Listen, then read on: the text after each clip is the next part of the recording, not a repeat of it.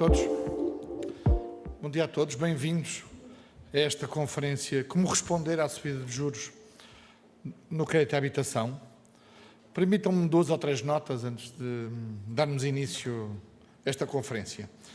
Enfim, quero em primeiro lugar agradecer a todos os oradores convidados e que aceitaram participar de imediato nesta nossa iniciativa, que creio não poderia surgir num momento, diria, mais oportuno, e eu socorro-me de 2 factos para o justificar.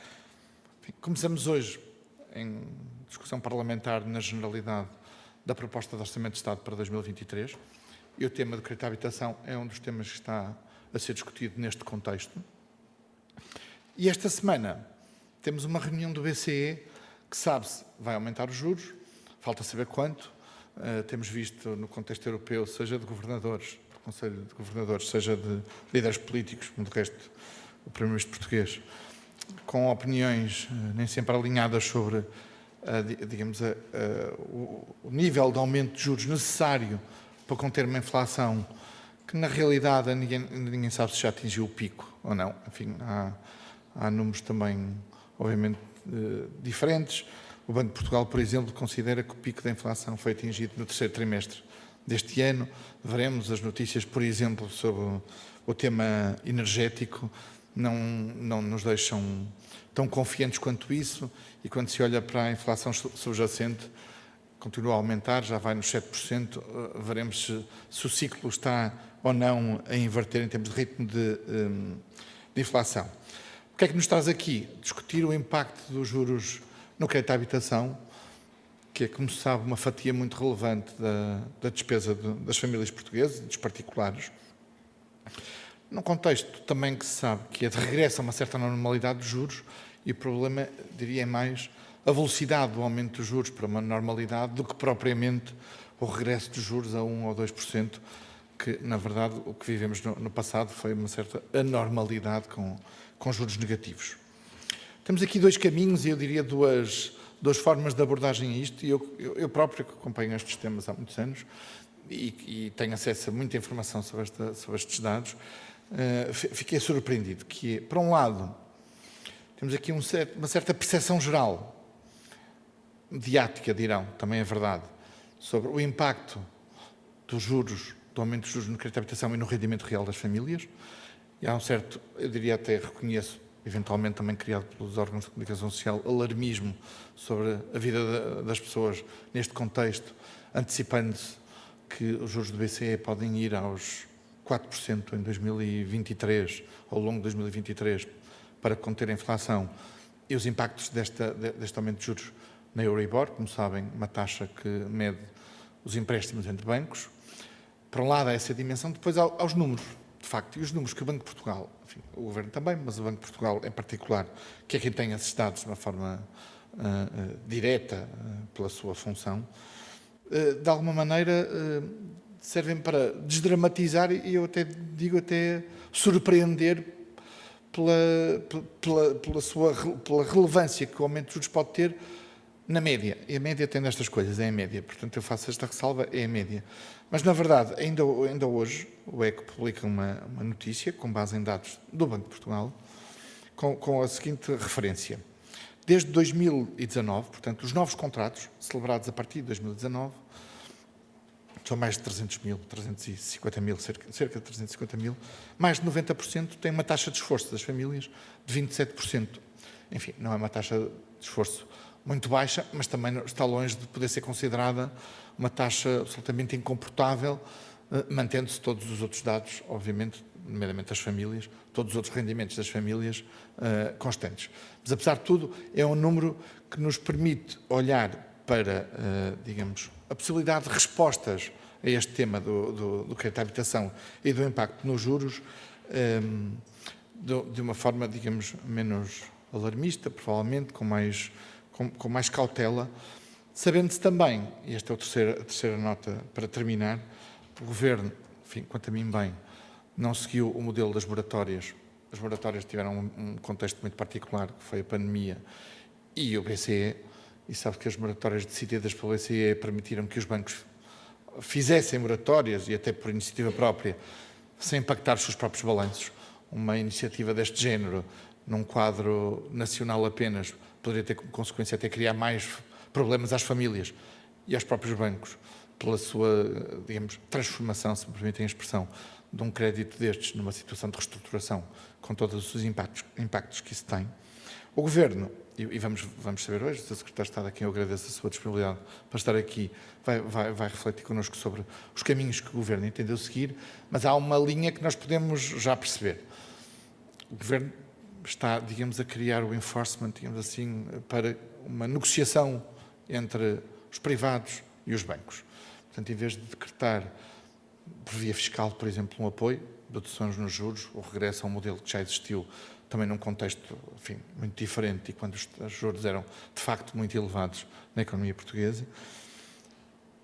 E estávamos agora mesmo aqui nesta nossa discussão, antes desta conferência, a abordar o tema. O problema das médias é que esconde, de facto, provavelmente margens que podem estar muito impactadas e sob muita pressão, e a forma como essas margens, digamos assim, no fundo, essas famílias que não têm taxas de esforço de 20 ou 25 ou 30, mas têm já no limite e o aumento de juros previsível vai impactar ou vai ter riscos sérios de incumprimento, como é que isso depois, digamos, contagia ou não o que é o crédito à habitação em Portugal. Portanto, estamos no momento, diria, em que, à data de hoje, com a informação de hoje, o caminho da negociação e da pressão da negociação entre bancos e particulares, desejavelmente antes do incumprimento ou antes do risco do incumprimento, é o passo intermédio. Veremos se o aumento dos juros e se o efeito das margens no que é o crédito à habitação geral e depois no impacto na economia, porque obviamente isto depois tem impactos económicos relevantes, não obrigarão o Governo, durante o ano de 2023, a tomar outro tipo de medidas. Mais uma vez, quero agradecer a todos a vossa presença e convidar o Sr. Secretário de Estado para nos dirigir algumas palavras. Muito obrigado a todos.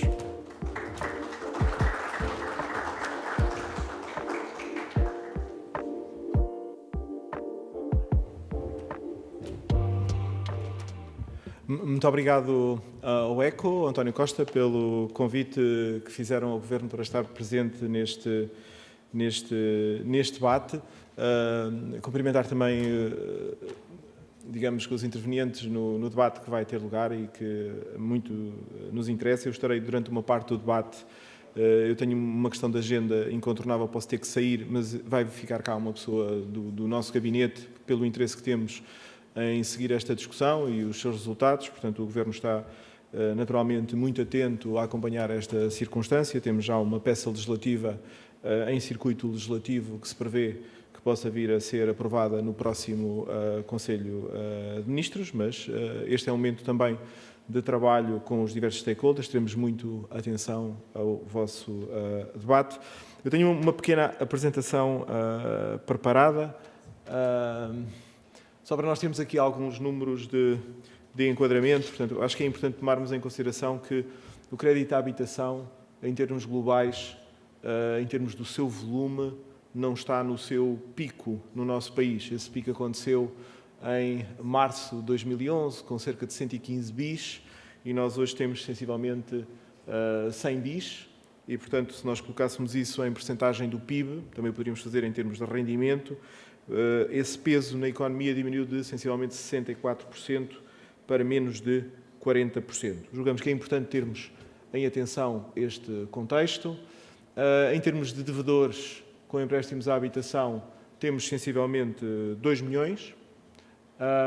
É evidente que todos reconhecemos, eu acho que inclusive no próprio ECO esta manhã havia um gráfico muito parecido com este, que tem a ver com o aumento do montante médio dos contratos celebrados, tem a ver com o rendimento, tem a ver com a evolução do mercado imobiliário e, portanto, de facto, nós tivemos aqui um mínimo, quando olhamos para este gráfico, de 2013 de cerca de 78 mil euros, agora temos sensivelmente 127 mil euros. Concordo que a questão essencial não é, ou seja, as médias vão-nos demonstrar essencialmente que nós temos um setor bancário resiliente, que temos uma economia capaz de fazer face ao crédito de habitação que contratou, mas depois temos determinadas zonas que poderão ser mais vulneráveis e as medidas de política visam fazer face a essas zonas de maior vulnerabilidade. E então entramos na questão das taxas de juros. Eu acho que é importante termos a noção que, de facto, houve uma evolução rápida. Estamos a atingir valores de normalidade, por assim dizer, 2, 3% nas taxas de juro, nos indexantes são valores considerados normais, mas a verdade é que temos uma evolução relativamente rápida. Temos uma evolução quer nas Euribor, que afetam as famílias e as empresas, e temos uma evolução também nas OTs. Para termos uma noção desta rapidez, que todos vocês conhecem, mas às vezes vale a pena olharmos para os números, temos ali as OTs a 5 anos e as OTs a 10 anos, portanto, a 30 de junho de 22 nós tínhamos menos 0,32% para a República, junho de 22 não é assim há tanto tempo, não é? Agora temos sensivelmente 2,72%, até 10 anos tínhamos 0,39% a 30 de junho, não é?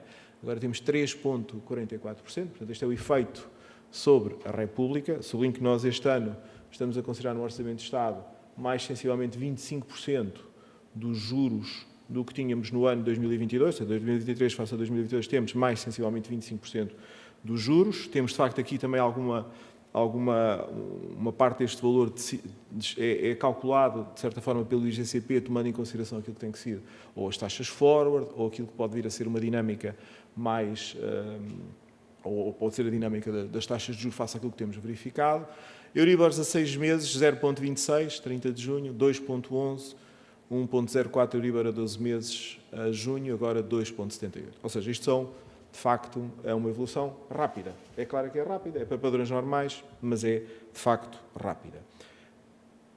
Há aqui um ponto muito importante de nós tomarmos em consideração, que é como é que está o nosso spread daquilo que é a dívida soberana portuguesa relativamente à Itália, à Espanha e à Alemanha. Neste momento, a outubro, face à Alemanha, estamos com 1%. Face à Itália, estamos com menos 1,3%. Nós, a 30 de junho, tínhamos menos 0,85%. Ou seja, isto é um facto muitíssimo relevante. É também relevante que, face a um país como a Espanha, com a dimensão da Espanha, nós hoje pagamos no mercado taxas de juro inferiores à espanhola. Poder-se-á dizer que é ligeiramente abaixo, mas, de facto, mostra, de facto, que Portugal tem conseguido distinguir-se pelo seu desempenho económico e orçamental. E sublinho isto porque nós ainda estivemos há muito poucos dias no encontro anual do Banco Mundial e do FMI, e um dos feedbacks que nós encontramos sempre, nós e o IGCP encontramos com a esmagadora maioria dos primary dealers da dívida portuguesa, reunimos com investidores, reunimos com um conjunto de bancos, e um dos feedbacks que nós tivemos sobre a evolução da política monetária e a leitura que eles fazem dos mercados é que vamos ter aqui uma mudança. A partir do momento em que a política monetária dá menos apoio, as taxas de juro elevam-se, as taxas de juros dos soberanos elevam-se, os bancos centrais tendem a reduzir os seus balanços, o que acontece é que os investidores de dívida pública vão olhar com mais atenção e profundidade aquilo que são os fundamentais de cada um dos países. E isso é algo que é essencial do ponto de vista da condução da política económica e da política orçamental. Nós vamos, durante o ano 2023, ter, todos os soberanos, uma maior atenção àquilo que são os fundamentais próprios de cada país. E vimos-lo, por exemplo, na crise que o Reino Unido, que era uma crise impensável, esteve a enfrentar durante dias e dias que pareciam uma eternidade para quem atuava nos mercados financeiros. Os mercados financeiros têm generalizadamente menos liquidez e têm maior volatilidade e têm esta mudança que vai acontecer, digamos que está a acontecer e vai acontecer no ano de 2023, que é aquilo que cada país entrega do ponto de vista económico e orçamental, aquilo que promete, aquilo que entrega face àquilo que promete, e a sua condição específica vai ter um peso maior. Digamos que este feedback foi particularmente importante e recebemos-lo também com um certo elogio, eu diria, àquilo que tem sido o nosso desempenho.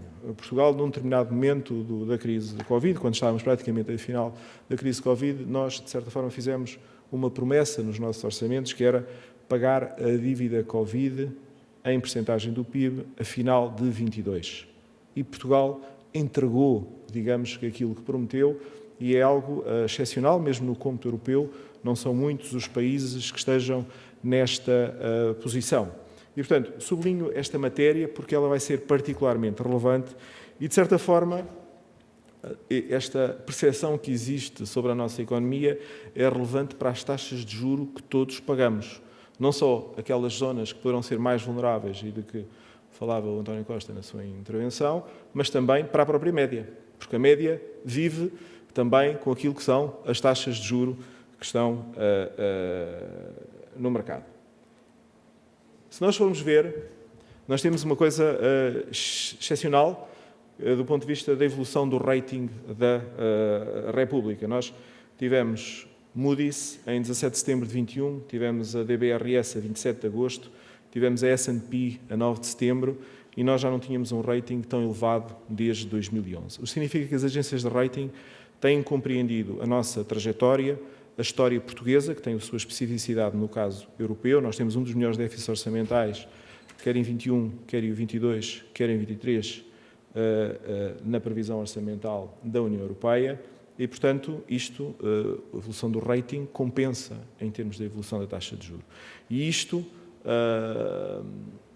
aliado ao facto de estarem a ver que Portugal pode deixar de estar isolado, digamos que no terceiro lugar das maiores dívidas da União Europeia, aproximando-nos da França, da Espanha e da Bélgica, isso é uma proposta, digamos que, de valor do caso português, que é aliciante para as agências, é aliciante para os nossos intermediários e financeiros, os primary dealers, quer para os próprios investidores da dívida pública. Sobre as taxas de juros dos empréstimos, nós ontem estávamos a fazer este gráfico, não tínhamos dados, eventualmente disseram-me que não havia dados depois de agosto, naturalmente que os depois de agosto fazem que a subida seja mais acentuada, naturalmente, certamente, setembro, outubro, mas também permite-nos olhar um bocadinho em perspectiva, que é o tal efeito taxas de juros normais, mas de facto com um percurso muito rápido e uma preocupação que naturalmente temos que ter, que tem a ver com a forma como os bancos centrais estão a atacar a inflação, elevando as taxas de juros, baseadas em exemplos históricos, mas às vezes nem sempre os exemplos históricos, às vezes nem sempre há uma repetição exata de acontecimentos como sucederam no passado. E a verdade é que os Estados Unidos têm uma situação completamente diferente da União Europeia. Os Estados Unidos são o maior produtor de gás e de petróleo do mundo. Têm uma evolução dos termos de troca totalmente diferente da União Europeia. A União Europeia tem uma guerra em solo europeu, tem um choque energético que vamos ter que digerir no inverno e existem também questões sobre a forma como se vai ligar o 23 com os anos subsequentes do ponto de vista de abastecimento de gás, sobretudo ao nível do norte e do centro da Europa. E, portanto, de certa forma, há aqui uma especificidade europeia e face à situação que se vive nos Estados Unidos, mas a verdade é que o FED acaba por ter um grande peso na definição da política monetária global. E por isso, e porque também estamos a falar da média e da zona mais, digamos que, mais vulnerável, é fundamental que as famílias portuguesas façam um planeamento dos seus orçamentos, tomando em consideração este contexto. Portanto, que obriga, de certa forma, a replanear, a tomar em consideração que estamos perante outras taxas de juros. A Euribor, em termos de forward, a um ano, ou seja, a previsão de onde elas estarão daqui a um ano, mas é sempre algo muito volátil,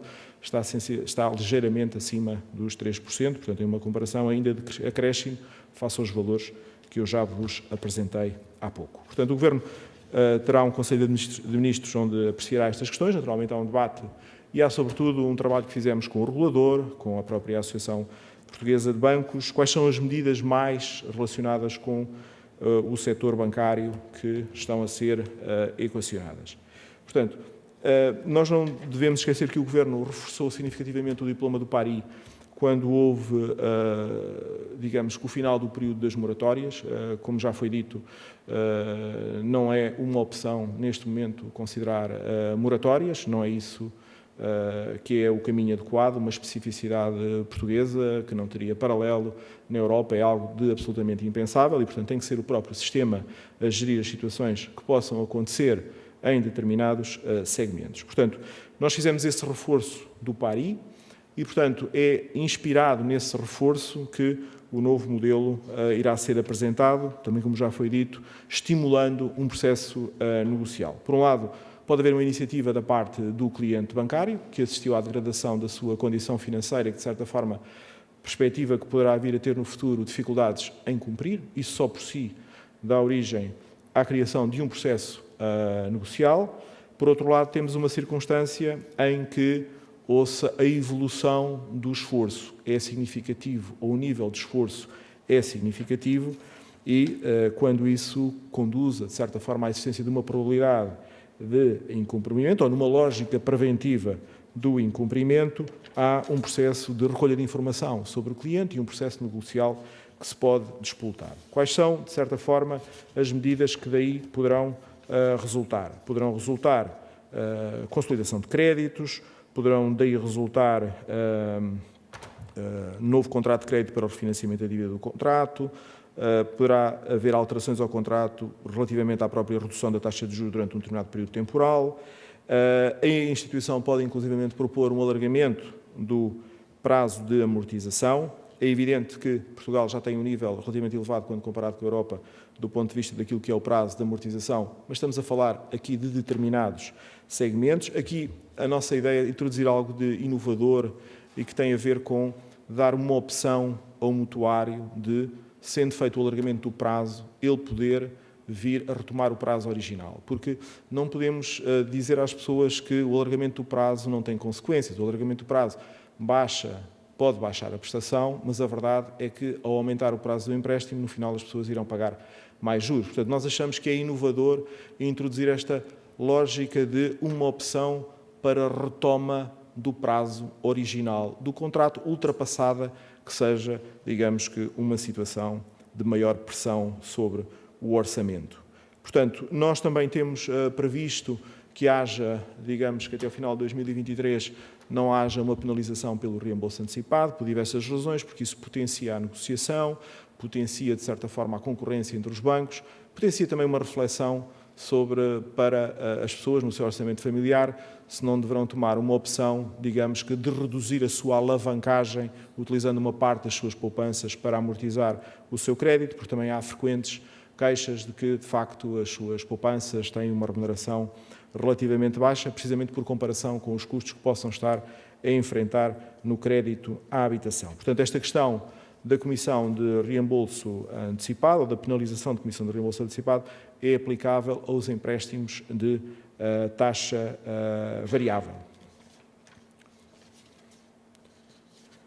Portanto, por último, também gostava de referir, e peço desculpa aqui por alguma... estava aqui à procura de ver se não me esquecia de alguns pontos. Eu acho que também devemos sublinhar que o ECO é um jornal mais da área económica, empresarial, portanto, eu agora vou utilizar uma expressão mais relacionada com as empresas, mas que às vezes nós também temos que aplicar em nossas casas esses princípios. Eu acho que alguma consolação que possamos ter neste processo, que é um processo difícil, como já vimos com a evolução das taxas de juros, é o facto de pagarem a prestação da casa é um investimento. É uma aplicação da poupança. A casa representa algo de muito importante no património familiar. Muitas pessoas chegam ao final da sua carreira e isso representa, de facto, uma parte significativa do seu património. É um investimento que, quando nós pensamos à escala de décadas, acaba por ser muito apelativo por comparação com aquilo que são as taxas de inflação que estávamos acostumados a ver. E, portanto, eu acho que esta dimensão de que não é uma despesa operacional, é um investimento, também é algo que devemos ter presente, seja quando olhamos para os números da média, seja quando olhamos para as zonas que têm maior tensão. E digamos que também uma das lições históricas que poderemos ter das crises anteriores é que as pessoas sabem isto. As pessoas sabem que nestes momentos o que é mais importante é pagar a prestação da sua casa e, portanto, nós com esta legislação também damos uma oportunidade aos bancos de mostrarem a sua responsabilidade e aquilo que é a excederem o seu nível de serviço ao cliente, serem capazes de proporcionar um nível de serviço ao cliente e de anteciparem, não esperarem, anteciparem os números que têm sido apresentados pelo Banco de Portugal e pelo seu governador, mostram precisamente a resiliência do setor bancário. Os números, em média, mostram que, de facto, o crédito bancário é sustentável, o crédito à habitação é sustentável, mas é fundamental antecipar. E, portanto, o diploma que estamos a preparar é um diploma precisamente para que os bancos mostrem que têm a capacidade de se aproximar de largas centenas de milhares de clientes, com propostas em antecipação, não propostas, de certa forma, já depois de o dano se ter materializado. E, nesse sentido, é uma oportunidade que também a banca terá. Olhem, muitíssimo obrigado.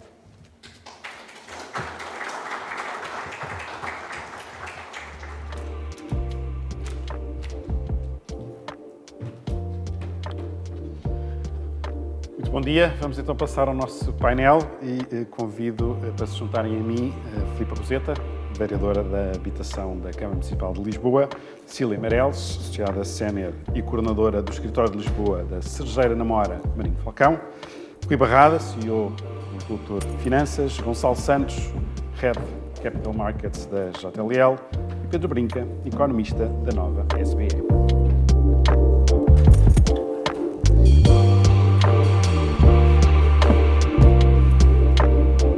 Bom dia aos cinco. Muito obrigado por se juntarem a nós e a terem aceito o convite para este debate, enfim, que acontece de facto num momento muito oportuno, é um tema que está claramente na ordem do dia e amanhã vamos ter mais uma reunião do Conselho do BCE, onde deverá ser decidida a subida da taxa dos mercados estão a apontar para mais de 75 pontos base.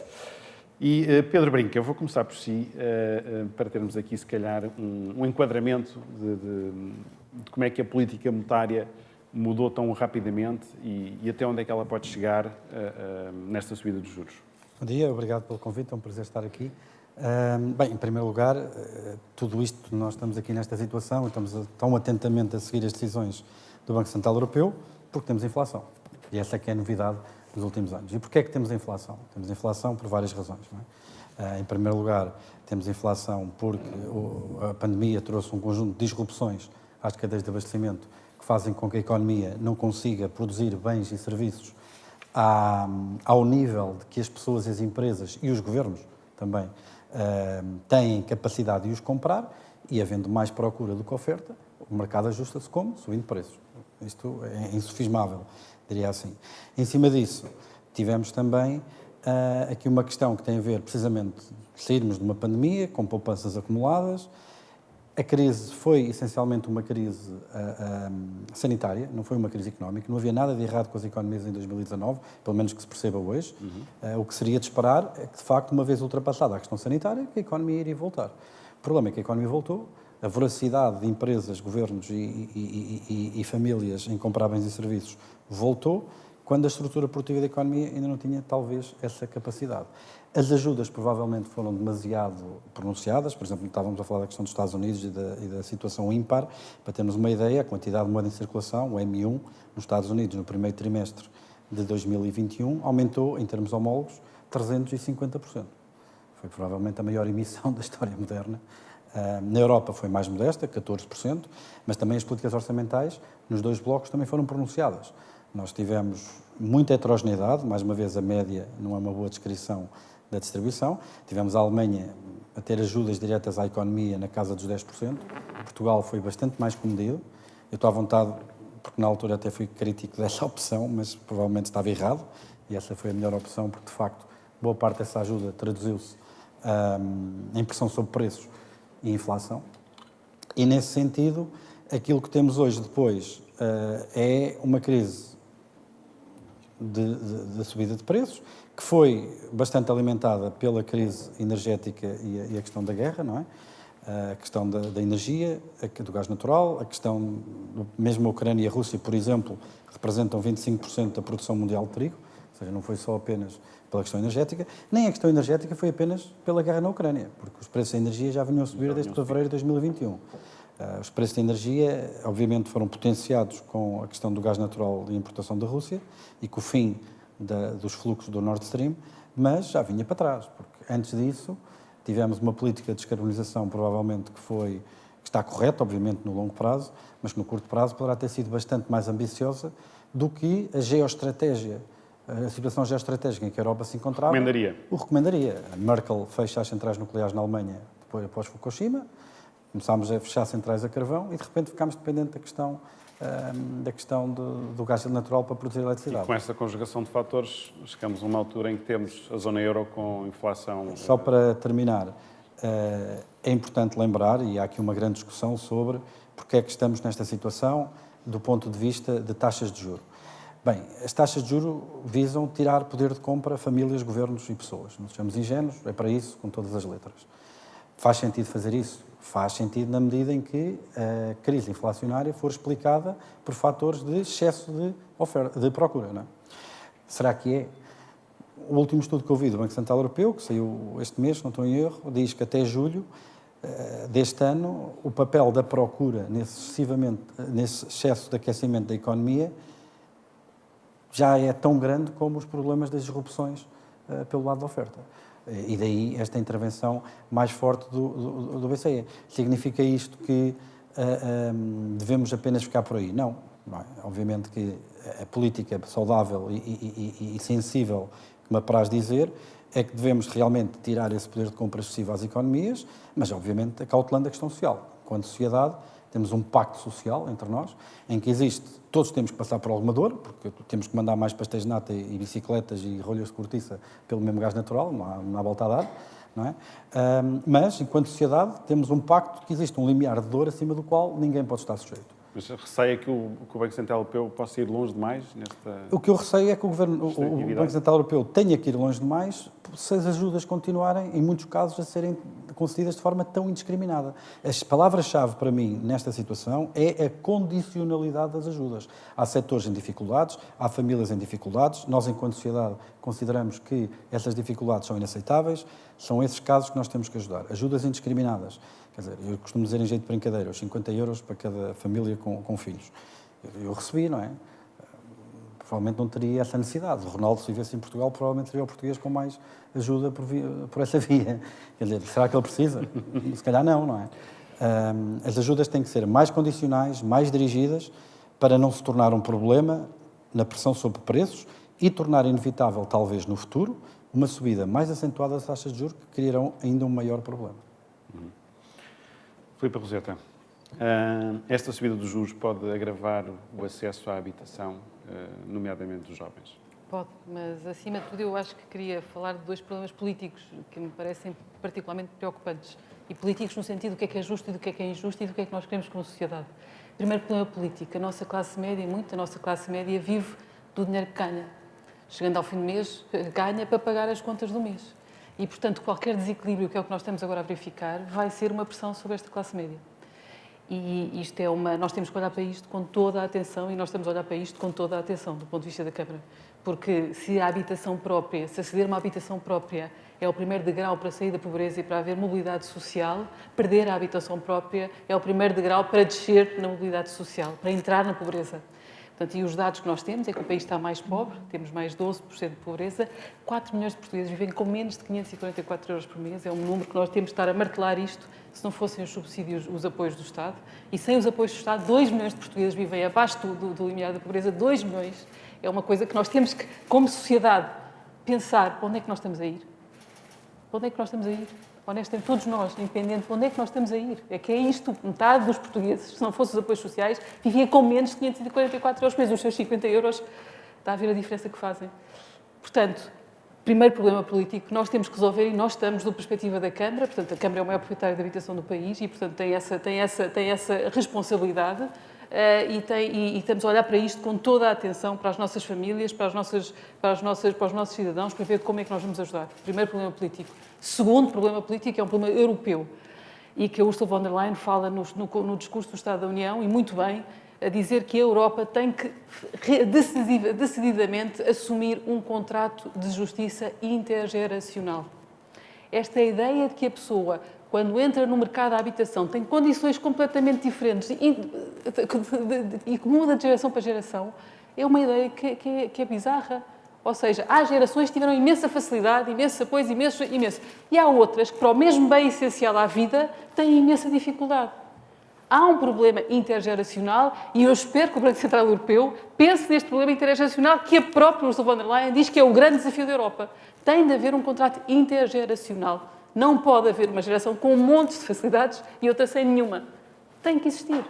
E, portanto, eu diria que estes são os dois grandes problemas políticos que nós temos para resolver. Da Câmara de Lisboa, neste momento, estamos à espera de ver o que é que tudo isto dá, para ver onde é que nós vamos entrar, mas já nos comprometemos, obviamente, a reforçar fortemente o subsídio ao arrendamento para as famílias que estão a pagar a renda.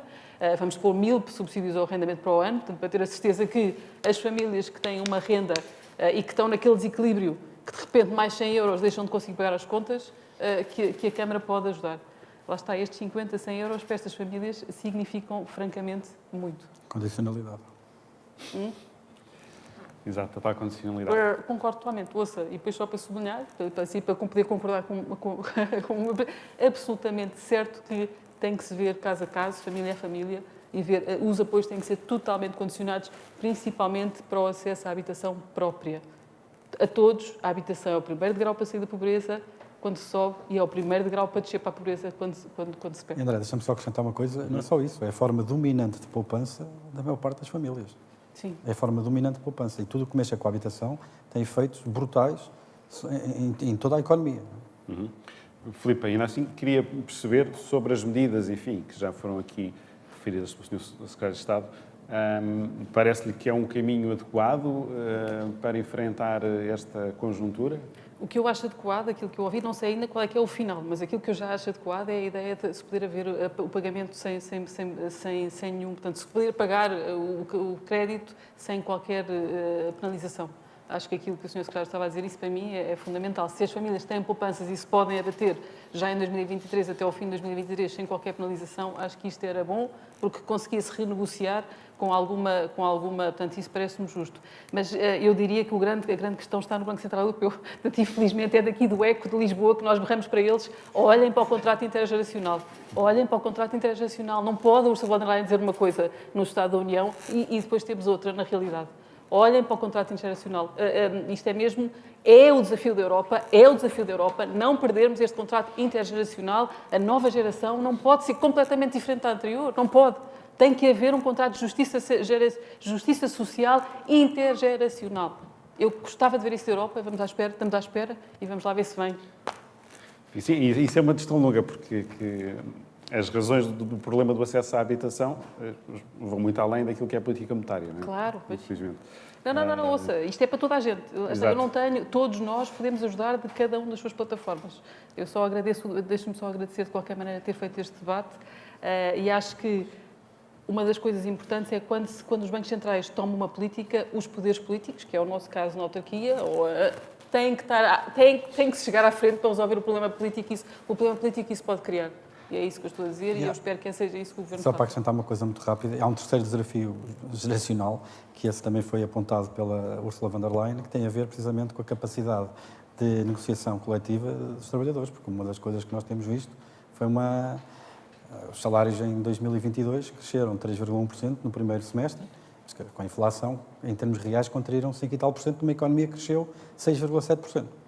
Isto não é um sintoma apenas da crise inflacionária, é uma tendência que se tem observado nos últimos 10, 15 anos, que tem trazido problemas do ponto de vista da repartição do rendimento.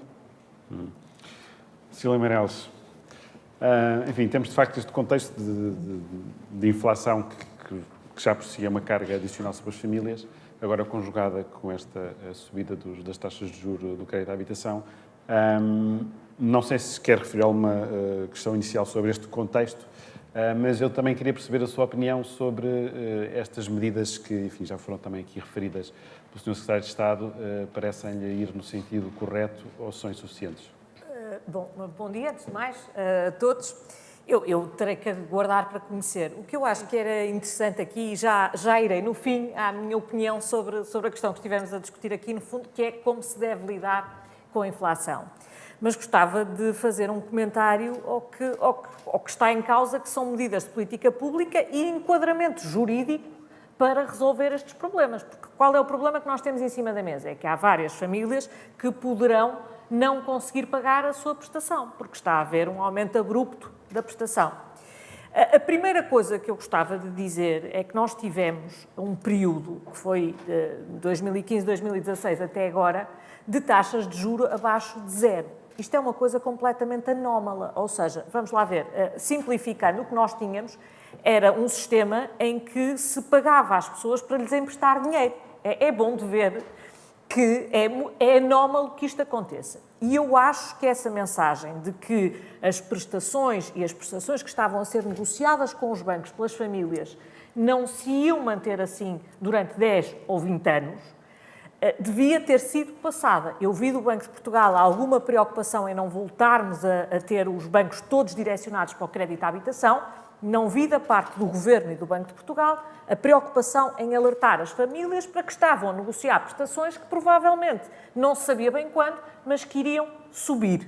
Eu acho que esta mensagem não passou e isso preocupa-me. Pois, a dado ponto, os bancos passaram a ter que, obrigatoriamente, simular a prestação com um aumento de X% na taxa de juros. Aquilo que está a acontecer agora, as taxas de juros, o que está a acontecer é uma subida completamente abrupta, porque elas não estão num nível historicamente muito alto. Elas estão a subir de uma maneira que origina que algumas pessoas fiquem com mais 50 ou mais 100 euros por mês, o que é uma brutalidade, e não estamos a falar de empréstimos elevados, estamos a falar de empréstimos relativamente pouco elevados, e claro que tudo isto depende, porque se os empréstimos forem mais antigos, já estão mais a pagar capital, são menos afetados. Estes dos últimos anos são precisamente aqueles que estão a levar a carga maior e são as famílias que estão a perceber-se mais. Depois, soluções possíveis que poderiam estar em cima da mesa. Moratórias. Aqui eu percebo que o Governo diga nós não podemos fazer mais moratórias e que o BCE diga não podemos fazer mais, pois nós tivemos em pandemia, já tivemos tantas moratórias, quer dizer, nós não podemos ter os créditos sistematicamente congelados. Depois, soluções políticas do passado. E aqui é por isso que eu vejo com muita curiosidade aquilo que o Governo vai fazer. Em 2012 foi feita uma lei que se chamava a Lei 58 de 2012, que depois foi revista em 2014, que era um regime extraordinário de proteção de devedores de crédito à habitação em situação económica muito difícil. E, na altura, aquilo que se fez era uma lei restritiva, é verdade, mas aquilo que descrevia era situações económicas muito difíceis e tinha requisitos cumulativos, quer do ponto de vista da taxa de esforço, quer do ponto de vista da perda de rendimentos, e obrigava os bancos a reestruturar estes créditos. E obrigava como? Impedindo-os, para as famílias que fizessem este requerimento e que estivessem nestas condições, elas conseguiam, na prática, impedir o banco de executar as hipotecas sobre a habitação. E era isso que obrigava à renegociação. Porque, obviamente, para obterem de novo aquela garantia, ou a possibilidade de executar a garantia, os bancos eram obrigados a reestruturar. Bom, na altura, o Partido Socialista, eu lembro-me bem que tinha visões bastante menos restritivas sobre o que devia ser o acesso e sobre o que devia ser impedir os bancos de executarem as hipotecas, e é por isso que eu guardo com curiosidade aquilo que sairá amanhã para perceber o que é que vai acontecer. Porque é evidente que os bancos têm interesse em renegociar, ou por outra, têm interesse em que as famílias não entrem em incumprimento. O que é difícil aqui? Primeiro é nós encontramos um sistema que nos garanta que os bancos não estão a fazer reestruturações que são muito penalizadoras para as pessoas, porque pode-se garantir uma prestação inferior, mas que na realidade vai significar um esforço maior daquela pessoa e daquela família. Basta que se aumente substancialmente o prazo, mas também se pode aumentar substancialmente o spread e fica com uma prestação mensal mais baixa, mas ao mesmo tempo aquela pessoa fica prejudicada na renegociação. Portanto, é essa cautela que tem que se ter. E é isso que é difícil acautelar do ponto de vista da legislação. Em terceiro lugar, aquilo que nós já sabemos que está em cima da mesa tem a ver com isto, com facilitar sem penalizações a amortização antecipada. Acho uma boa ideia, mas vamos ser realistas. Há poucas famílias que tenham na sua disponibilidade poupanças que lhes permitam fazer esta redução. E não são essas o problema. Não são essas o problema. Não me parece que seja aí que esteja o problema. Há um problema, sim, com a subida dos juros. E aqui eu acho que o Governo podia e devia ter ido muito mais longe no sentido de permitir fiscalmente que eles fossem deduzidos. Aquilo que está previsto eu diria que é quase uma medida enganosa, porque vai mexer nas retenções na fonte, diz assim, está bem, desconta menos do seu salário para pagar, mas no fim do ano vai chegar a conta. Na realidade vai pagar exatamente o mesmo imposto. Portanto, nós estamos a falar de uma medida de tesouraria que cria nas pessoas a ilusão de que o Estado está a dar alguma ajuda, não está a dar ajuda rigorosamente nenhuma. Por fim, só como pano de fundo, eu gostava de dizer isto sobre o combate à inflação. Eu percebo quem tenha dúvidas sobre a subida das taxas de juros para combater a inflação, Eu gostava só de lembrar, é que o Banco Central Europeu esteve até muito mais do que outros bancos centrais europeus a dizer não, esta inflação tem a ver com choques na oferta e disrupções na oferta, não faz sentido subir as taxas de juros, é meramente temporária, e de temporária em temporária nós estamos com uma inflação mais ou menos nos 10%. E eu gostava de lembrar que para um salário de 800 euros, uma inflação de 10% é como cortar-lhe 80 euros todos os meses. E, portanto, nós estamos aqui a falar de 50 euros e de 125 euros, isto é para termos uma noção da dimensão do impacto da inflação. E, portanto, se não é pelo aumento das taxas de juro, então o que é que se deve fazer?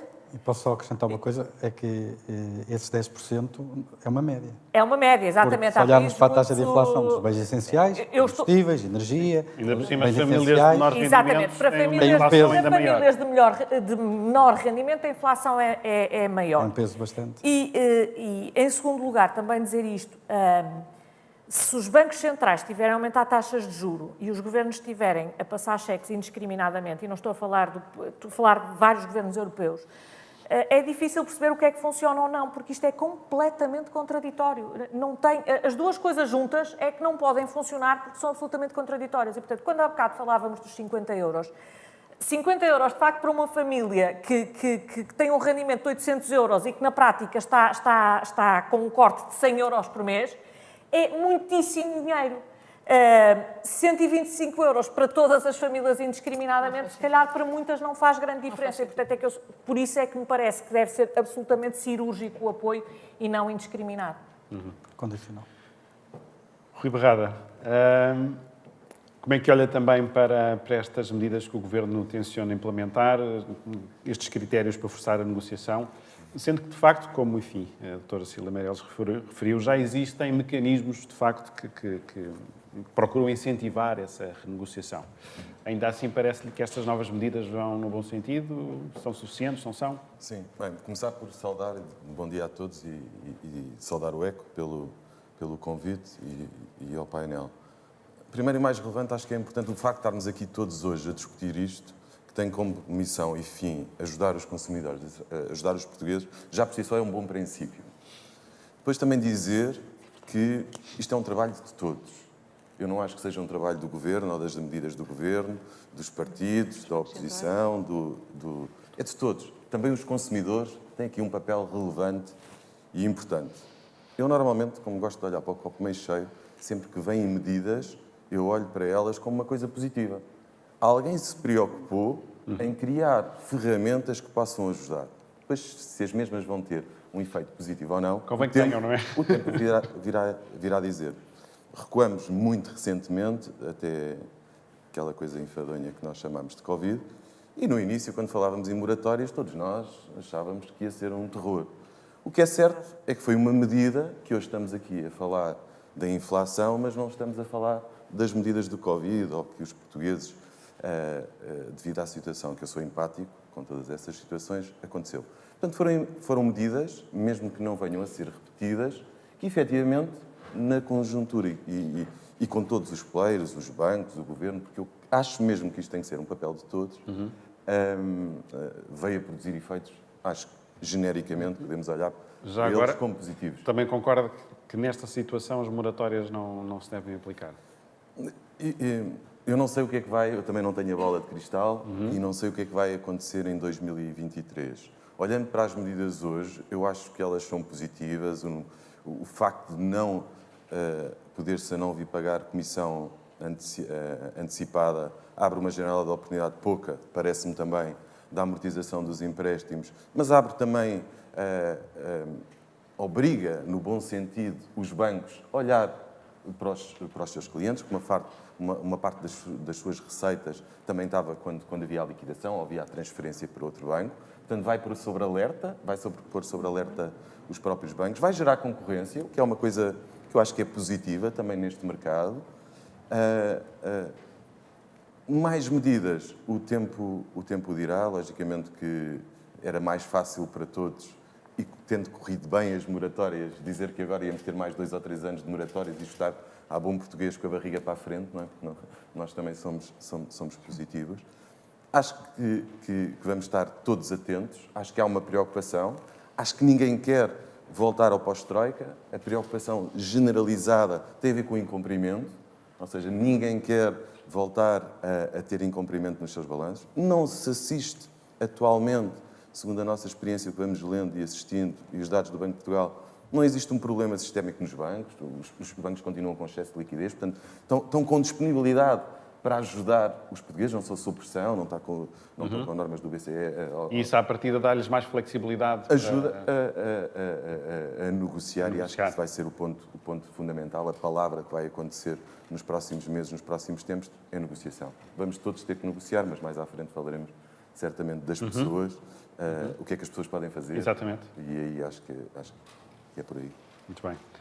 Gonçalo Santos, este tema, obviamente, vai também mexer com o mercado imobiliário, mas aquilo que temos visto, enfim, ainda ontem o INE divulgou dados novos que dizem que o preço mediano da habitação fixou-se em 1.494 euros por metro quadrado, portanto, isto de média nacional. No segundo trimestre, um aumento de 17,8% face ao mesmo trimestre do ano passado. Há depois aqui, de facto, diferenças regionais também grandes. Há uma desaceleração em Lisboa, o Porto continua a acelerar. Mas, enfim, o que é que podemos esperar que aconteça no mercado imobiliário, nomeadamente a nível dos preços, com este novo contexto de política monetária? Bem, antes de mais, agradecer o convite do ECO e saudar todos. Bom dia. Quando se fala mercado imobiliário, portanto, vamos nos focar no setor da habitação, não é? Porque as dinâmicas são muito distintas e até a minha responsabilidade dentro da JLL são os mercados de investimento, não é? Embora o residencial seja um setor que o mercado de investimento olha com muita atenção, com muito apetite e com ainda poucas oportunidades por alguns problemas estruturais que temos, nomeadamente no que toca ao mercado de arrendamento. Relativamente a preços, se nós olharmos para os últimos 12 anos, se a memória não me falha, o incremento de preços total, portanto, olhando para 12 anos atrás, foi cerca de 70%. Portanto, e aqui temos um dos problemas do acesso à habitação. A nossa procura disparou, o país é bastante pequeno, o estoque disponível ainda menor era, vínhamos de uma crise, não houve produção de novos fogos durante o período da crise, e de repente, tanto a procura internacional, por vários motivos, acho que não vale a pena estarmos aqui a descrever, mas todos nós sabemos, Golden Visa, regime fiscal dos residentes não habituais, um awareness maior também criado por via do turismo. Portanto, o nosso país ficou no mapa e de repente houve uma atração de clientes internacionais a virem para Portugal pelas mais diversas motivações, comprar habitação. E, por outro lado, num período de retoma, os bancos voltaram a abrir as portas ao crédito de habitação e o português também voltou ao mercado, coincidentemente, no mesmo tempo em que o estoque era muito reduzido. O estoque reduzido e aí alguma morosidade no processo de produção, seja licenciamento, seja construção, para trazê-lo para o mercado, aliado... Criou aqui um desequilíbrio... Exatamente. Criou um desequilíbrio estrutural de oferta e procura, e então isso vem vindo e continuamos a verificar, e esses dados continuam a suportar exatamente isso, que continuamos com este desequilíbrio e os preços continuam a ser pressionados em alta. A questão é se isso vai continuar. A questão se vai continuar ou não depende muito destas duas dinâmicas e depende de segmentos. Eu diria que há segmentos médio, alto, alto, onde a presença do cliente internacional é muito forte e até do cliente nacional também, mas com um outro nível de poupanças e de capacidade económica. Nesse setor, ou nesses segmentos, muito provavelmente a dinâmica vai continuar bastante similar, porque há menos recursos a financiamento, o mismatch entre oferta e procura, o desequilíbrio entre oferta e procura continua, mesmo que a procura diminua um pouco, continua a haver profundidade suficiente para escoar o que está em produção quando ele chegar ao mercado. Acho que o desafio prende-se muito mais na classe média, média-baixa portuguesa, porque essa sim tem vindo a ser, utilizando uma expressão anglo-saxónica, priced out, não é, do mercado. Não é? Começa a ser empurrada, portanto, não compra já no centro das cidades e começa a ser empurrada e cada vez mais temos este desafio, até porque já não é só uma questão de localização, é mesmo uma questão de estrutura de custos. Nós lidamos diariamente com promotores que têm, suportados por capital nacional ou capital internacional, têm bastante liquidez, bastante vontade de fazer projetos, mas, de facto, para conseguir produzir unidades que sejam compatíveis com os rendimentos ou com a capacidade económica de compra da classe média é um desafio muito grande, porque os custos de construção têm vindo a subir por toda a explicação relativamente às cadeias de distribuição, têm vindo a subir nos últimos anos. O preço do terreno, por via da dinâmica do mercado, a escassez de oferta, é igual. A carga fiscal sobre a produção de produto imobiliário é altíssima, é das mais altas, se não a mais alta, da Europa. Portanto, isto tudo torna que já não estamos a falar de margens do promotor, estamos a falar do custo. Quando se vai fazer as contas, Exatamente. não é possível construir para o segmento. Exatamente.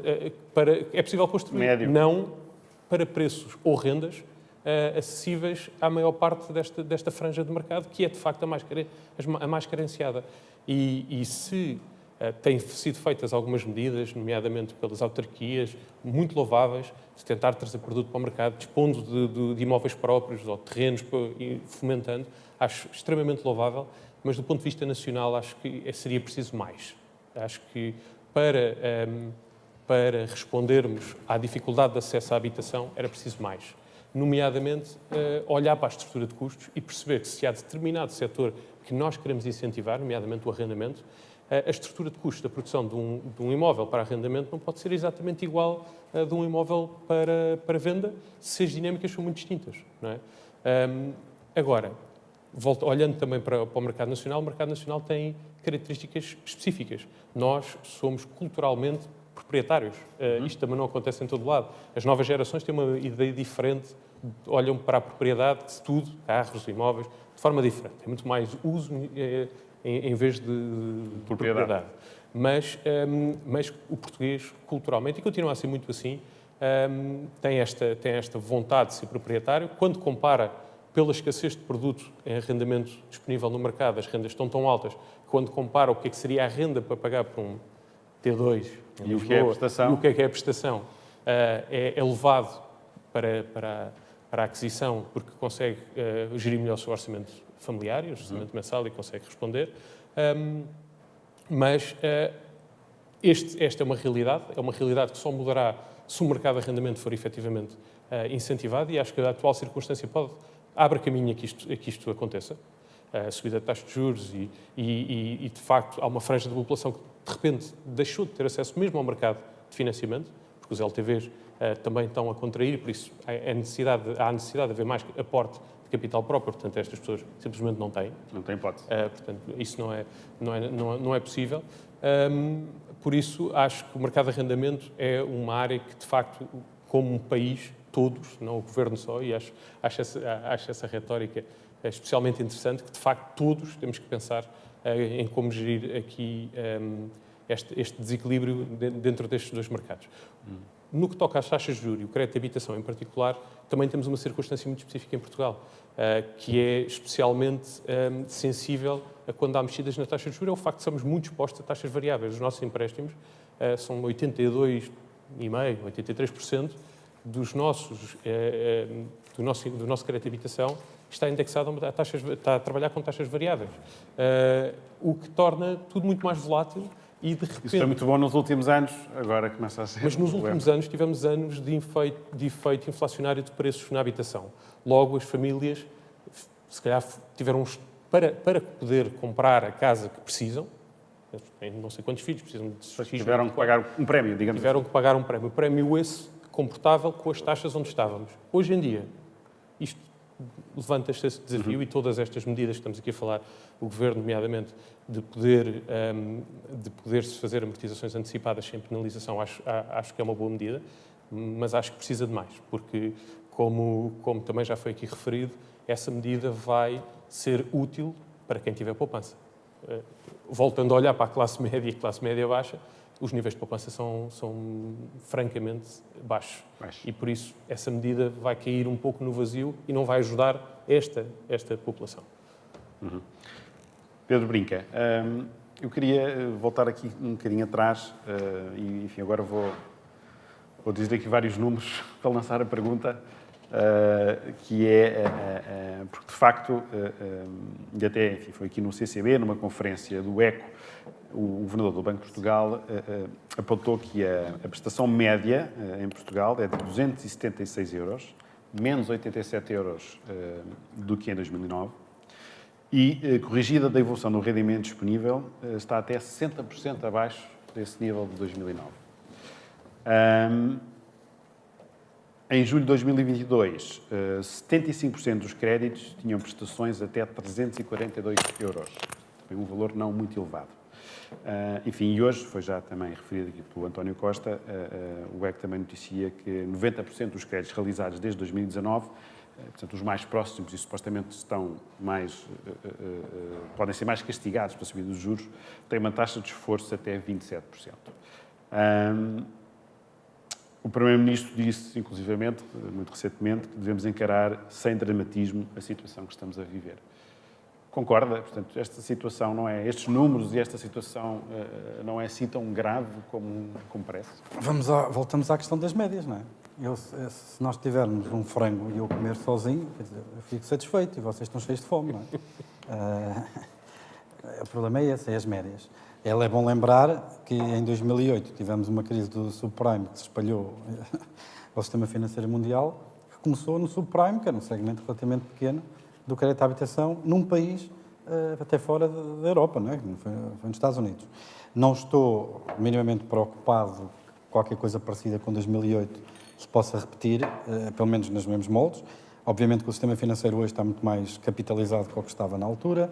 Há os critérios macroprudenciais, toda a regulação e legislação é muito mais forte e torna o sistema financeiro muito mais robusto do que era na altura. Isso foi também uma vitória, de todas as políticas que se seguiram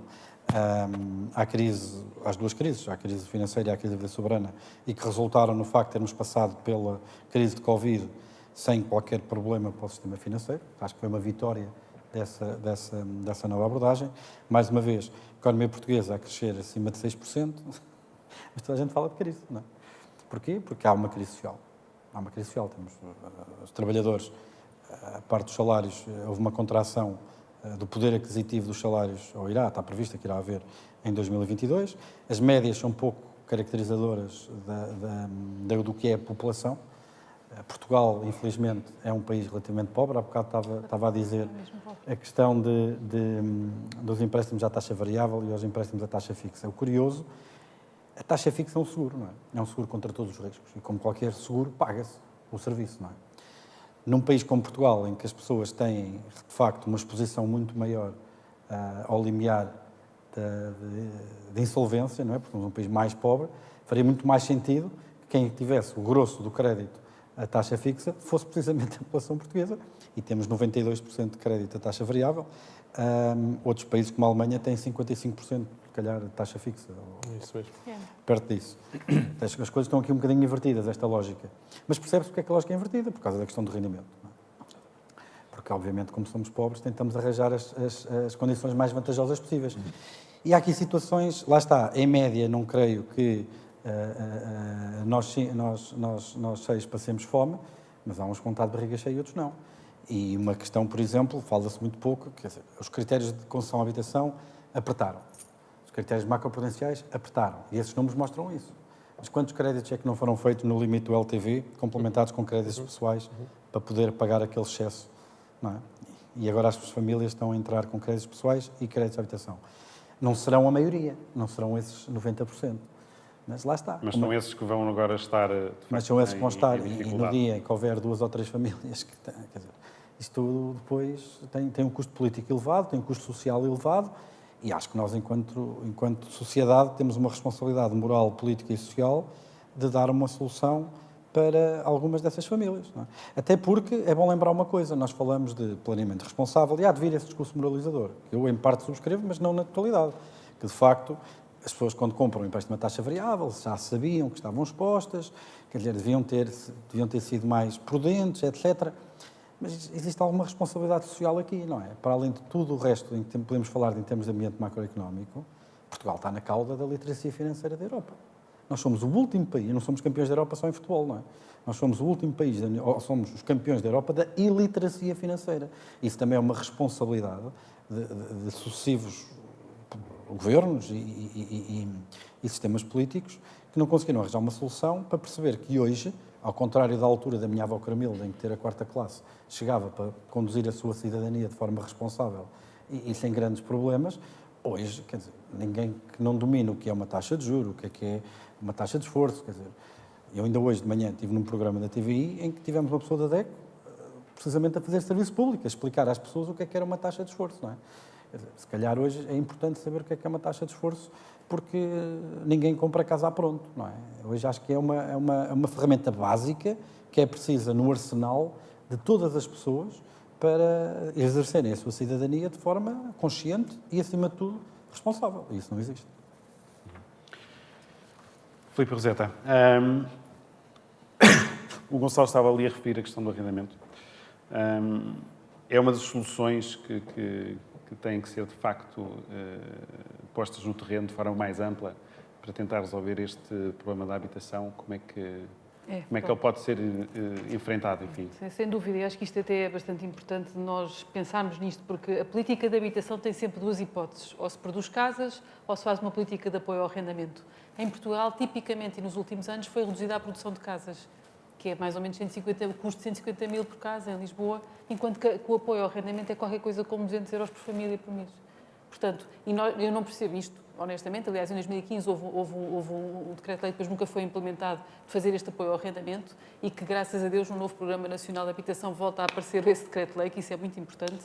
Nós temos que ter uma política de apoio ao arrendamento, como outros países têm. Quer dizer, a política de habitação tem estas duas vertentes: produção de habitação, apoio ao arrendamento. Em Lisboa, como já disse, vamos reforçar significativamente o apoio ao arrendamento para ter a certeza que as pessoas que estão a pagar a renda conseguem chegar ao final do mês. E isto aqui é condicionado, que este é o grande coisa, toda a gente sublinhou muito bem. Temos os limiares a pessoa que está nos limiares de rendimento que nós temos, com a taxa de esforço que nós temos, com um contrato de arrendamento, que também é um convite à legalidade. Portanto, com um contrato de arrendamento, apresenta-se na Câmara e a Câmara dá. Sem sorteio, que é outra coisa, porque a política de habitação também ficou um bocado reduzida à ideia do sorteio, que é uma coisa que também temos todos que pensar um bocadinho. Sem sorteio. Se está naqueles parâmetros, tem acesso, ponto. Se está nos parâmetros. E isto é o que nós implementámos este ano e vamos continuar para o ano reforçar significativamente. Isto é uma questão. Portanto, produção de habitação, sim, mas a política de habitação não é uma política de obras públicas. É uma política dupla que tem que ter esta visão. Pronto. Outra coisa importante que nós estamos a fazer em Lisboa e que espero que os concelhos todos continuem é fazer as cartas municipais de habitação, que são instrumentos políticos que determinam políticas para todo o sistema municipal da habitação. Não só o público, mas o privado e o misto. Incentivos para o privado e incentivos para o misto. Portanto, nós vamos fazer uma política de habitação continuando a produzir habitação de renda acessível, continuando a apoiar as pessoas mais carenciadas que moram em Lisboa, continuando na parte pública, portanto, a Câmara chega-se e apoia quem mais precisa, condicionado, mas dá incentivos e benefícios para o privado funcionar melhor e, acima de tudo, cria um sistema misto que não existe em Portugal, também existe em todos os outros países da Europa, os Housing Associations, a Inglaterra, a Alemanha, por aí fora, e Portugal não existe. Portanto, que é um sistema de empresas de habitação sem fins lucrativos que produzem habitação a preços acessíveis e pagam-se a si próprios. Portanto, estamos a tentar imaginar esse sistema com a propriedade da Câmara, com os promotores que estejam interessados em entrar, fazendo cooperativas e perguntar isso. Há interesse dos privados em entrar nesse tipo de medida? Pronto, lá está. Este sistema não existe em Portugal. Lá está. Historicamente aparece nos outros países da Europa porque aparece a seguir às grandes guerras, as cidades foram destruídas, as Housing Associations aparecem e criam todos uns sistemas de habitação sem fins lucrativos que nós agora estamos a tentar imaginar porque há uma enorme dificuldade no acesso. O que é que nós estamos a tentar fazer? Estamos a tentar reanimar as cooperativas, que já foram muito importantes em Lisboa. As cooperativas fizeram bairros inteiros de Lisboa. Verdade. Reanimar as cooperativas em que a Câmara cede o terreno e a cooperativa constrói para a habitação própria, mas não é, portanto, constrói para a própria habitação. Mais de 5 mil fogos foram feitos em Lisboa assim. Portanto, não é assim inventar a roda, é apenas tentar perceber porque é que elas desapareceram. Portanto, nós damos terreno, a pessoa paga a construção, vai estar mais alta, mas vai estar sempre acima do preço de mercado, que seja 2.000 euros por metro quadrado de construção, é sempre acima dos 3.000 euros por metro quadrado, que é a média em Lisboa, portanto, estamos sempre abaixo do preço de mercado. Portanto, estamos a tentar pôr produtos que consigam precisamente atrair os privados a entrar, seja o grande promotor, seja o pequeno promotor. Portanto, as cooperativas é para a família, portanto, é para pagar a construção da sua própria casa. Portanto, lá está, apelo a todos, vejam a política de habitação no total, que é o sistema público, o sistema privado e o misto. Tem que haver um sistema municipal em cada concelho com estas três frentes, não é só obra pública, que era o que estava um bocadinho reduzido nos últimos tempos, não é só obra pública, façam este todo sistema e pensem sempre nas duas políticas, produção de habitação e apoio ao arrendamento. Nós vamos fazer, espero que corra bem, mas eu gostava só de sublinhar uma coisa que o Gonçalo disse que é muito importante, que descreve um problema na síntese, que é, principalmente no caso de Lisboa, que é muito particular, porque está com preços muito acima da média, por isso nunca se devia falar em médias quando falamos de habitação, que o nosso país é totalmente assimétrico, Vimioso, Odmira, Lisboa, nada tem a ver uma coisa com outra, portanto é outros países, são outras realidades, outros países.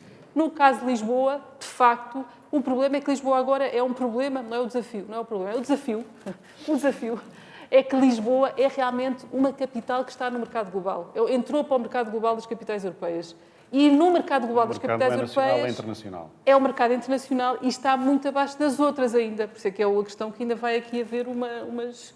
E, portanto, e os rendimentos das famílias, obviamente, não foram para o nível europeu de rendimento mensal. Continuamos a ser, volto a sublinhar, e assim é que é o verdadeiro problema, e assim é que devia realmente preocupar o Primeiro-Ministro, é que metade do país é pobre. Queria-lhe só perguntar, numa entrevista, por sinal também ao ECO, em janeiro, mencionou que o grande desafio era colocar no mercado, portanto, isto referindo-se a Lisboa, cerca de 48 mil casas que estão vazias na cidade. Ainda bem que fala nisso. Isso era importantíssimo eu ter dito, e ainda bem que fala nisso. Eu queria perceber um ponto de situação, como é que está esta tentativa de tentar estas casas para o mercado. Era mesmo importantíssimo, até para sublinhar, já não sei agora que se foi o Gonçalo que disse, mas acho que foi, que é a questão da ideia de falta-oferta. Isto é uma coisa só insólita no nosso país. O país tem 6 milhões de casas para 4 milhões de famílias. É o país com mais casas por família da Europa. Da Europa. Tem 6 milhões de casas para 4 milhões de família. Lisboa tem mais casas do que famílias. Portanto, a pessoa podia dizer, mas elas estão nos sítios errados, estão lá para Bragança e ninguém quer. Também é verdade. Portanto, há desertificação em alguns sítios. Em Lisboa, nós temos mais casas do que famílias. Nós temos, no censo 21, 48 mil casas indicadas como vazias. Portanto, há de haver muita informalidade e nós estamos a tentar lá chegar, mas não é tudo informalidade. Há realmente um problema da oferta que existe e que não está no mercado. Mas está lá. Está presa. Está presa. E por isso é que é tão importante a política de habitação chegar também ao mercado privado, para pô-lo a funcionar. O que é que se passa ali? Problemas de urbanismo, tem que se licenciar mais rápido, aceleramos. Porquê é que as pessoas estão paradas? Nós temos 48 mil casas vazias em Lisboa, no Conselho de Lisboa, 20 mil no Porto. Porquê é que temos um problema de habitação?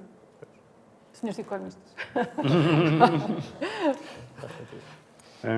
Cecília Meirelles, Gonçalo também referia há pouco a questão do arrendamento e continua a ser enfim, falamos disto, parece o aeroporto de Lisboa, não é? Falamos disto há décadas, temos um problema de arrendamento e também não o conseguimos resolver.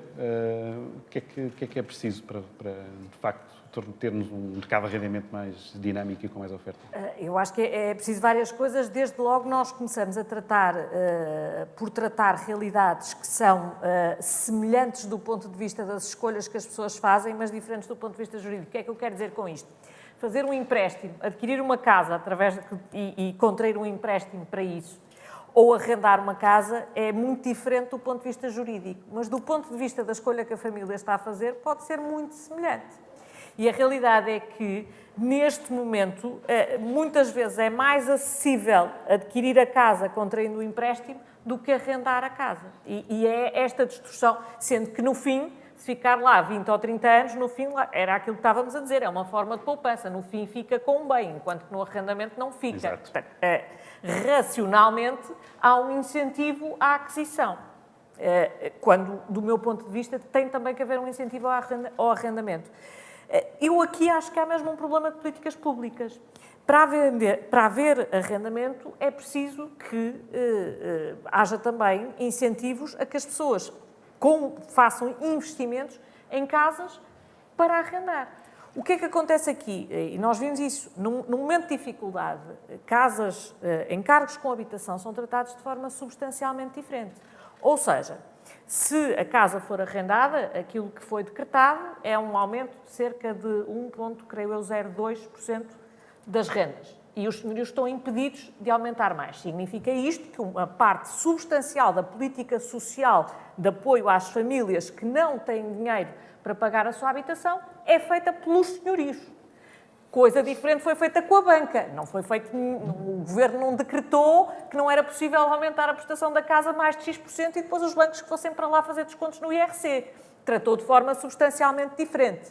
E, portanto, quando se trata de forma substancialmente diferente, é fácil de perceber que as pessoas depois tenham menos inclinação para pegar no seu dinheiro e investi-lo em casas para arrendar, precisamente porque de um momento para o outro podem-se ver com aquele dinheiro preso e sem maneira de obterem o seu retorno. E, portanto, eu acho que era importante que, pelo menos, as políticas públicas fossem neutras no tratamento dos senhorios e dos bancos, porque são na prática os dois lados desta moeda. Eu indo ver aos censos, é muito impressionante porque, de facto, são realidades muito semelhantes. Há cerca de 4.143.000 casas de residência própria, de residência permanente, de residência habitual, sendo que 27% são casas próprias com encargos, ou seja, significa empréstimo à habitação, e 22% são arrendamentos.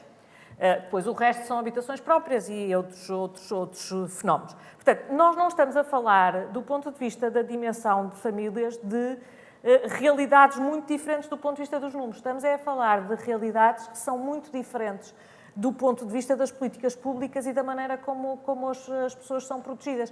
E, de facto, o investimento em habitação para arrendamento é um investimento que me parece arriscado porque tem um risco político muito elevado. E tem, sobretudo, este risco político do Estado transferir para os senhorios os seus encargos com política social.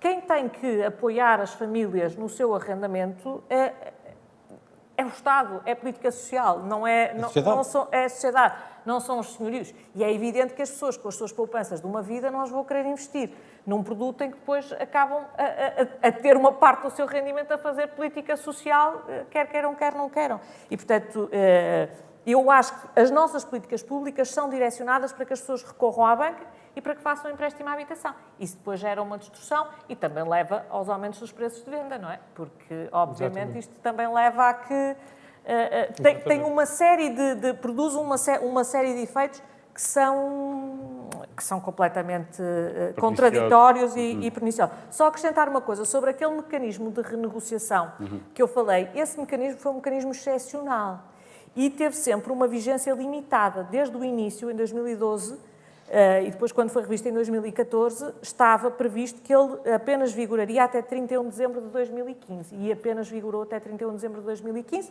Depois previa-se que seria feito um balanço e se haveria prorrogação. Imagino que o Partido Socialista tenha entendido que não fazia sentido haver prorrogação, embora eu tenha essa memória de que na altura ele achava um mecanismo muito restritivo, e era um mecanismo restritivo precisamente porque obrigava, de facto, à condicionalidade. Mas, por outro lado, também vedava a execução da hipoteca, portanto, também era um mecanismo forte do ponto de vista do incentivo, digamos assim, à renegociação, mas foi um incentivo extraordinário numa situação absolutamente extraordinária, mas no estudo de soluções que já foram utilizadas em Portugal, acho que faz sentido olhar para ele agora, porque vamos ter um novo que é extraordinário, portanto, faz sentido perceber-se quais são as diferenças. Rui Barrada, tinha há pouco referido que negociação, renegociação ia ser, de facto, a palavra-chave. Vamos então perceber o que é que as famílias podem fazer se verem, de facto, uma situação de uma taxa de esforço muito elevada e precisarem de renegociar o seu crédito. Que alternativas é que têm ao seu dispor? Bem, o Pedro falou num tema que eu acho que pode-se fazer mesmo parte da solução e que depende de dois fatores, tem a ver com a literacia financeira. É um tema que me é bastante querido a mim, ao Dr. Finanças, e que realmente pode fazer parte da solução. Isto divide-se em dois tópicos, um que o Pedro referia aí bem, que tem a ver com o governo, tem a ver com as escolas, tem a ver com o ensino, tem a ver com onde nós vamos buscar a informação, e outro tem a ver com nós, enquanto consumidores, e que só depende de nós. Eu vou focar mais na parte do consumidor, que vai levar o que é que nós podemos fazer para fazer.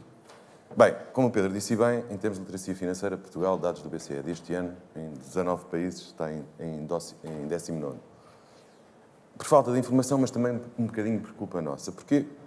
Porque maioritariamente os portugueses não sabem responder à pergunta: para onde vai o meu dinheiro? Isto é efetivamente um problema. Porquê? Porque nós, os portugueses, não fazemos um orçamento. Nós gerimos o nosso dinheiro de forma muito emocional e pouco de forma racional. Mas estão à vista. Ora, Mas estão à vista. é uma gestão à vista, é uma gestão Estão à vista multibanco, curta. como eu costumo dizer e brincar nas palestras que vou dando. Nós vamos ao multibanco, levantamos 20 euros e carrai, para onde foi o meu dinheiro? E passamos a vida nisto. Indo ao salto, carrai, para onde foi o meu dinheiro? E não respondemos à pergunta que faz toda a diferença e que, nesta altura, vai fazer realmente a diferença. Que é fazer um orçamento e nós percebemos do lado das receitas e do lado dos custos, uma coisa que não é muito complexa, uma coisa mais ou menos simples, como é que está a minha vida financeira. Ou eu de fazer esta tomada de consciência, que é de forma assertiva perceber o que é que eu ganho, o que é que eu gasto, eu posso tomar opções. E quando eu posso tomar opções, ou questionar sobre a minha vida. Quando eu chegar à conclusão, o que é que eu estou a pagar de crédito de habitação, 500 euros, 300 euros, seja o que for, faz sentido eu questionar, será que estou a pagar a melhor prestação do mercado ou não? Essa é a pergunta que fica no ar. Porque o que nós também vimos e assistimos diariamente, nomeadamente no Doutor Finanças, em quem nos procura, é que não existe essa pergunta. A pergunta que nos fazem é: Rui, quanto é que nós podemos comprar uma casa de quanto? Não é, eu tenho 500 euros, posso comprar uma casa, que casa é que eu posso comprar? Era invertido, não é? Sou eu é que giro, entre aspas, giro o orçamento das famílias, não são as famílias que me trazem a informação. Olha, eu tenho aqui 500 euros, vê lá até quanto é que o banco me empresta para eu poder comprar. Está invertido, o processo está invertido por isto, por esta falta de cultura de eu organizar as minhas contas. Quando eu fizer este exercício... Nem fazem a pergunta de segunda ordem, que é: o que é que me acontece se as taxas de juros subirem X ou Y? Isso hoje em dia, com as FINs, com as medidas Parece logo descritivo, não é? do Banco de Portugal, hoje, se as pessoas olham ou não para aquelas é 27 páginas, com letras pequeninas, isso dava aqui a outra discussão. Mas efetivamente existe, ou seja, desde a suposta crise da Troika, foram sendo introduzidas medidas que levam hoje em dia a que os dados que nós vimos hoje aqui apresentados pelo Sr. Secretário de Estado dizer que a taxa de esforço são 27%. Ou seja, hoje há uma maior responsabilização por parte dos bancos. É verdade, hoje para comprarmos uma casa é preciso haver capitais próprios. Antes não era. Antes todos nós nos habituávamos a ter 2 empréstimos, um que era para a casa, outro que era para tudo o resto e mais alguma coisa, e seja o que Deus quiser. Hoje é um bocadinho diferente. Portanto, hoje parece-me também, e vimos os efeitos que a pandemia e as moratórias também vieram dizer, é que hoje as famílias estão um bocadinho mais preparadas por alguém obrigou, entre aspas, a que fossem criadas medidas que depois, em termos práticos, os bancos tiveram que as cumprir e hoje isto está. Mas ainda há esta falta que eu acho que é decisiva, que isto são medidas do governo, são medidas dos bancos, mas falta as medidas das pessoas. E a medida das pessoas é esta consciencialização para eu saber responder para onde vai o meu dinheiro e ter esta cultura de negociação. Porque normalmente, nós todos assistimos, a energia está a subir, e está. E eu sou empático com esses factos. O que é certo, o que é que nós fazemos? Nós, felizmente, em Portugal, vivemos num país liberalizado em que a concorrência existe e que nós podemos, é a nossa opção, ir à procura de uma solução. Ou melhor solução, há outro fator em Portugal, como nós, maioritariamente, somos, como já foi aqui referido. Todas estão mais caras, não é? Também. Mas aí é que está, tem a ver com a desvalorização que nós fazemos sobre o dinheiro. Porque nós olhamos por uma alteração na energia de 2 ou 3 euros ou 5 euros de poupança e eu ignoro, porque acho pouco. Normalmente nós reagimos a isto, só que 2 ou 3 euros ou 5 euros na energia, mais não sei que, mais 10 euros nas comunicações, mais provavelmente 100 euros no crédito de habitação. Se calhar nós acabamos de resolver por nossa iniciativa e não esperando pela iniciativa dos todos, que têm que ser feitas. Isto, volto a dizer, como disse há bocado, eu acho que isto é mesmo um papel de todos, mas se calhar os tais 150 euros ou 200 euros que a nossa prestação vai subir, e isso é uma certeza, porque efetivamente vir de 0 para 2, a matemática nisso é fácil de explicar, vai acontecer. Se calhar eu, só por mim, eu consigo impactar esse aumento se eu tomar consciência da minha vida financeira e fazer alguma coisa por isso, ou seja, negociar. Mas essa negociação, o que é que as pessoas podem fazer nessa negociação? O que é que instrumentos ou que medidas é que podem ser feitas? Pegando no exemplo do crédito de habitação, a partir do momento em que nós somos a mesma população, que tem os mesmos empréstimos e há vários bancos a fazer o mesmo produto, logo aqui abre uma janela de oportunidade, que é perceber no mercado, ou junto do meu banco, se eu estou com dificuldades, eu tenho que dar o primeiro passo. O problema é que também quando falamos em dinheiro, falamos em vergonha, falamos que nós não queremos dar o braço a torcer, que estou a passar dificuldades ou quer que seja. Então esperamos, primeiro que venha o mal e depois do mal, cá estar, é que eu vou atrás da solução. Portanto, estamos agora todos com uma boa altura de antecipar, que era o que falávamos aqui há bocadinho, que é, eu sei que vai subir, é claro, hoje há simuladores, basta ir ao Dr. Finanças para ver se a taxa subir 1%, quanto é que aquilo vai dar. É fácil de perceber, ou seja, é uma certeza. Portanto, o que é que eu posso fazer hoje para impactar na minha vida pessoal, nos meus encargos, nos custos que eu tenho, o que é que eu posso fazer para melhorar isso? Isso é negociar, é perceber quais são as melhores condições de mercado, é procurar quais são as melhores condições de mercado. Também fazer o exercício, que eu acho que todos nós também cada vez temos que fazer mais, que é perceber do lado dos rendimentos onde é que eu posso ganhar mais. Se eu der umas explicações, se eu fizer escrever um artigo, que eu até tenho jeito, se fizer alguma coisa, há outras formas de nós conseguimos de forma mais positiva, ou seja, do lado da solução e num lado de estarmos aqui todos meio deprimidos a ver isto vai cair e depois quando cair logo vejo, há algumas coisas que enquanto consumidores nós podemos fazer para tentar impactar, sendo empático, como é óbvio, com todas as agir famílias que estão a proativamente. passar dificuldades. Gonçalo, face a este novo contexto, a expectativa é que, para perceber primeiro, o investimento imobiliário vá descer no próximo ano? O investimento no mercado imobiliário todo, não é? Incluindo o comercial e o residencial. Se me puder segmentar primeiro o residencial, para percebermos essa realidade. O comercial, que enfim, é aquele que eu lido com mais frequência. O comercial, claro que sim. O comercial, claro que sim. E já está a acontecer. Portanto, o investimento internacional ou nacional em produto, em ativos de rendimento em Portugal, seja edifícios de escritórios, shopping centers, o que seja, está sempre dependente de uma análise financeira, que essa sim está a ser impactada a vários níveis, não só pelo serviço da dívida, porque temos compradores que são só de capitais próprios, por isso não têm esse impacto direto. Contudo, tem produtos alternativos de investimento hoje em dia a dar retornos muito mais interessantes do que às vezes olhando para o imobiliário.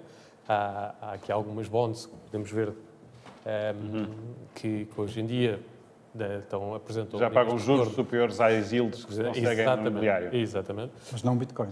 Não Bitcoin. Não Bitcoin. Não sabemos. Ainda não. Por isso, temos este impacto ao nível do business plan, ou seja, olhando para o ativo, quanto é que ele vale hoje, ele está impactado, seja por via do serviço da dívida ou do ajuste dos retornos exigidos pelos investidores, por esta razão que falámos, e até pelo facto de estar a haver mais risco no mercado, logo os ajustes têm que refletir isso. Como também temos, sempre que o ativo vai necessitar de algum nível de intervenção, também mais custos do lado do CAPEX, da construção. Portanto, isto sim tem um impacto direto no que é que eles podem pagar. A equação e o número de transações, e isto é volume, reduz exatamente porque no lado da venda às vezes não há logo um reconhecimento destes fatores e o ajuste de expectativas por parte do vendedor. E por isso as transações acabam por não acontecer. A parte boa é, com isto tudo, que é uma fotografia muito sucinta do que é o mercado à data de hoje, o que são as nossas discussões à data de hoje, a liquidez, o mercado está com muita liquidez, e esta é uma boa notícia. O mercado português, em particular, tem uma resiliência de preço acima da média pelo mismatch de oferta e procura. Portanto, continuo, por muito que hajam investidores a ajustar aquilo que podem pagar, a profundidade para que responda ou que olha para o mesmo ativo é enorme, e mesmo que uma parte destas assuma uma posição de vou esperar para ver, não é? Continua a ser mais do que suficiente para criar tensão competitiva, de forma a que haja um reflexo positivo nos preços, ou pelo menos o ajuste seja menor. Portanto, Portugal tem, de facto, por esta circunstância e outras, variedíssimas, que são alguns dos nossos fundamentais, comparando com outros países da Europa. Isso vai ajudar a captar investimento. E vai ajudar a captar, vai ajudar a conter um bocadinho a descida dos preços, ou seja, vai ser muito mais suave do que já se está a verificar noutros países. E isto é matemático, ou seja, podemos ver a expansão das yields nos mercados de real estate imobiliário na Alemanha, em França, no UK, está a acontecer e a acontecer de forma violenta. Portanto, 100 pontos base, 125 pontos base. Em Portugal, agora, para já, nós só estamos a ajustar ainda 25 pontos base nas yields, porque, efetivamente, estamos a prever um aumento, ele não está ainda verificado. Não houve ainda transações à data de hoje que tenham já sido concluídas com uma expansão de yield. Okay? Estão a ser negociadas, vai acontecer. E por isso estamos a prever uma expansão. E esta revisão provavelmente vai voltar a acontecer entre o final deste ano ou o início do próximo. Mas mesmo assim é um ritmo muito menor do que está a acontecer nos outros países. Por estes motivos, somos um país pequeno e até uma coisa que era um dos grandes problemas estruturais que tínhamos enquanto mercado de investimento era a escala. Nós não temos escala. Os nossos prédios são pequenos, é tudo pequeno, e por isso para grandes investidores internacionais e até investidores mais core, supercore, alemães, é necessário haver escala para fazer deployment. Hoje em dia, com a instabilidade no mercado e a incerteza, estamos a ver discursos exatamente contrários, que é estou a privilegiar investir em ativos com menor escala, cujo ticket seja menor, para diversificar um pouco e não concentrar tanto risco ali. E aí o nosso mercado posiciona-se muito bem para este novo perfil. Portanto, imobiliário comercial, prós e contras, vai ser impactado, o volume vai descer até de forma significativa, previsivelmente para o próximo ano. O mercado residencial tem estas duas dinâmicas, não é? Em termos de segmentos. Há segmentos que vão se apresentar mais resilientes. O segmento do português, da classe média, este será impactado por via da dificuldade de acesso a financiamento para fazer as aquisições. Esta franja da população é uma percentagem mínima que consegue fazer uma aquisição de capitais próprios na totalidade. Precisam quase sempre de recorrer a financiamento. Portanto, com uma necessidade de mais aporte de capitais próprios, porque os bancos estão a baixar LTVs, e um maior custo com a dívida, vai haver um grande impacto no volume de transações neste segmento em particular. Muito bem. E assim fechamos. Muito obrigado aos 5. Ficámos aqui com um bom panorama daquilo que é, de facto, o impacto da subida das taxas de juros, o impacto no mercado de habitação e, enfim, algumas medidas podem ser tomadas, quer ao nível público, quer ao nível das famílias. Muito obrigado. Muito obrigado. Obrigado.